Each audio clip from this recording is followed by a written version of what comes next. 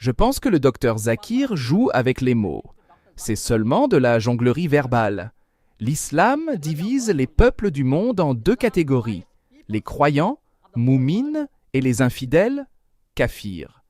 Nous ne croyons certainement pas et ne faisons pas confiance à beaucoup de choses que l'islam affirme. Donc, cette fraternité universelle que l'islam veut nous imposer n'est pas possible. L'islam crée seulement des forces divisibles. Même à l'intérieur de l'islam, nous connaissons les chiites, les sunnites et 70 autres castes. Je pose la question, l'islam ne peut pas apporter de fraternité universelle. Seul l'hindouisme peut apporter une fraternité universelle. Ekam Satya Vipra Bauda Vadanti, que vous venez de citer. L'islam ne reconnaît pas le fait de tuer les vaches, tuer les infidèles, prendre leurs biens, piller leurs femmes. L'islam dit comment la fraternité peut survenir. Et vous parlez de fraternité comme si c'était seulement de la jonglerie de mots. En réalité, vous parlez de hindouisme au nom de l'islam. Le frère a fait plusieurs commentaires et l'islam dit « Inna lahma sabrin » car vraiment, Allah est avec ceux qui sont patients. Pour que la fraternité prévale, vous devez être patient. Si je ne suis pas patient, il y aura une dispute entre moi et mon frère. L'islam dit dans la sourate Al-Baqarah, chapitre 2, verset 153, « Inna lahma sabrin » car vraiment, Allah est avec ceux qui sont patients. Et pour que la fraternité prévale, vous devez être patient. Et je respecte mon frère aîné ici. Il doit avoir une bonne étude de l'hindouisme. Mais je suis désolé de ne pas être d'accord avec lui. Je dirais que son étude de l'islam est un peu faible. Et je suis d'accord avec lui sur le fait qu'en islam, il y a deux types de personnes. L'un est un croyant. Et l'autre, comme il l'a dit, est un kafir selon lui. Dans chaque religion, il y a deux types de personnes. Même dans l'hindouisme, un hindou et un non-hindou. Dans le christianisme, il y a deux types de personnes. L'un est un musulman, l'autre n'est pas un musulman. Dans le christianisme, un chrétien et un non-chrétien. Dans le judaïsme, un juif et un non-juif. En islam, un musulman et un non-musulman. Alors, en quoi l'islam diffère-t-il? Et je ne suis pas ici pour critiquer l'hindouisme. Je ne suis pas ici pour critiquer l'hindouisme. Mais puisque vous êtes un conférencier érudit, j'aimerais parler de l'hindouisme. Parce que je suis un étudiant des études comparatives. J'ai lu les Védas, j'ai lu les Upanishads. Mais juste pour un petit commentaire, selon les Védas, il est mentionné que l'humanité a été créée à partir de 4 parties du Dieu Tout-Puissant. De la tête, il y a les Brahmanes.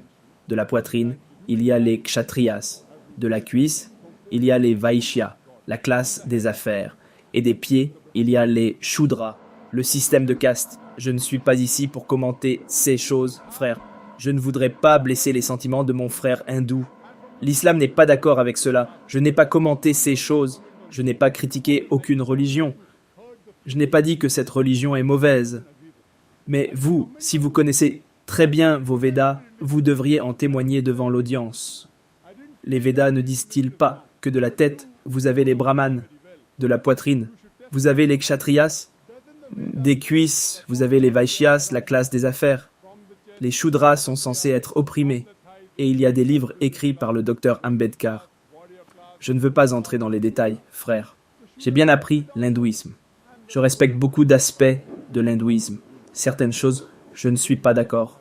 Je dois le dire parce qu'elles m'ont obligé à le dire. Le Coran dit dans la sourate Al-An'am, chapitre 6, verset 108. Ne maudissez pas ceux qui invoquent d'autres divinités que Allah, car ils maudiront Allah par ignorance. Ce que j'ai dit, c'est l'aspect positif de l'hindouisme, c'est-à-dire qu'il croit en un Dieu unique. Quant à la question que vous avez posée, vous savez, les musulmans, ils continuent de tuer des gens. Ils continuent de tuer les vaches. Vous l'avez dit, correct? Vous l'avez dit. Voyez-vous? Chaque accusation nécessite une réponse. Le temps ne le permet pas. Je vais vous demander. Je vais juste en prendre quelques-unes. Toute autre personne peut venir ensuite et poser des questions. Je suis là pour clarifier les malentendus. C'est un plaisir pour moi.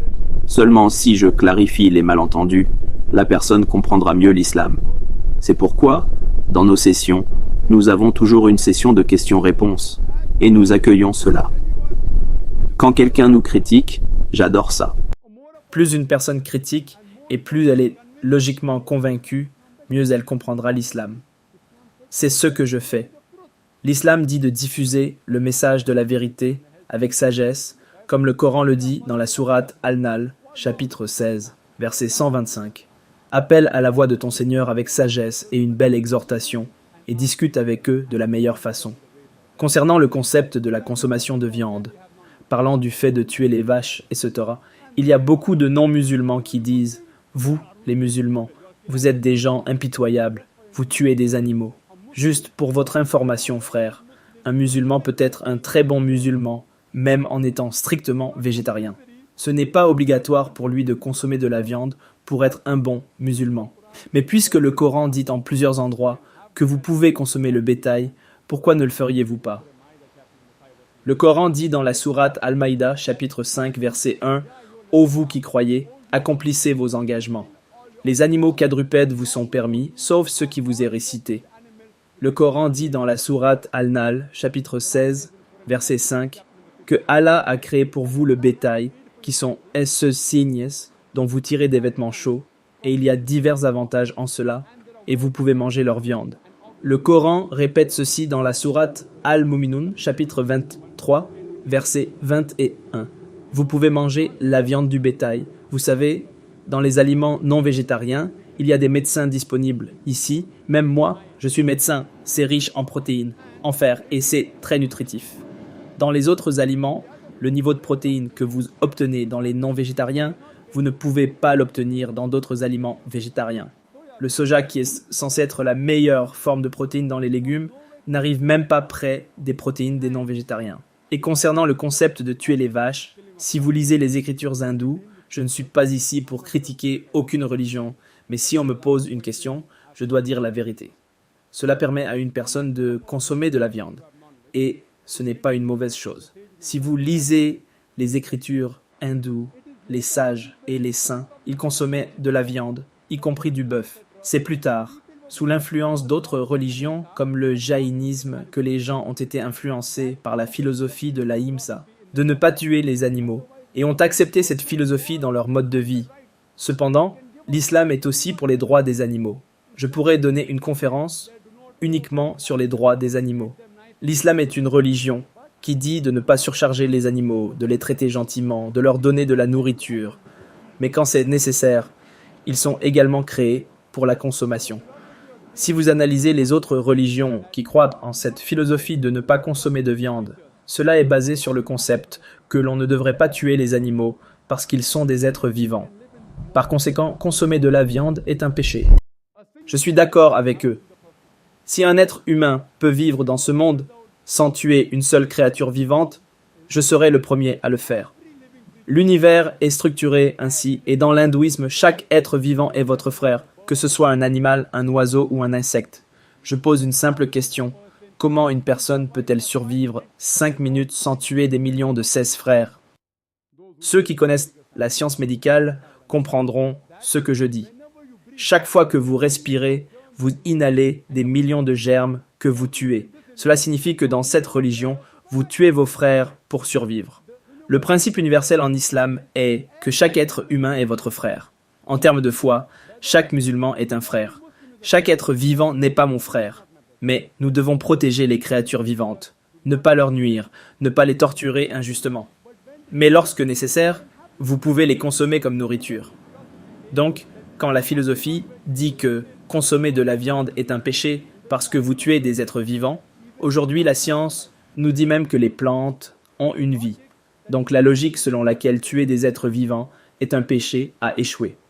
Maintenant, ils changent de logique et disent que les plantes ont une vie mais ne ressentent pas la douleur. Par conséquent, tuer les animaux est un plus grand péché que de tuer les plantes. Savez-vous que la science d'aujourd'hui a avancé et que nous savons même que les plantes peuvent ressentir la douleur? Les plantes peuvent même pleurer. Les plantes ressentent aussi le bonheur. Donc, la logique selon laquelle les plantes ne peuvent pas ressentir la douleur a échoué. Le cri de la plante ne peut pas être entendu par l'oreille humaine parce que l'oreille humaine a une fréquence de 20 cycles par seconde à 20 000 cycles par seconde. Tout ce qui est entre cela, l'oreille humaine peut entendre. En revanche, si un maître souffle dans un sifflet pour chien, appelé sifflet ultrasonore.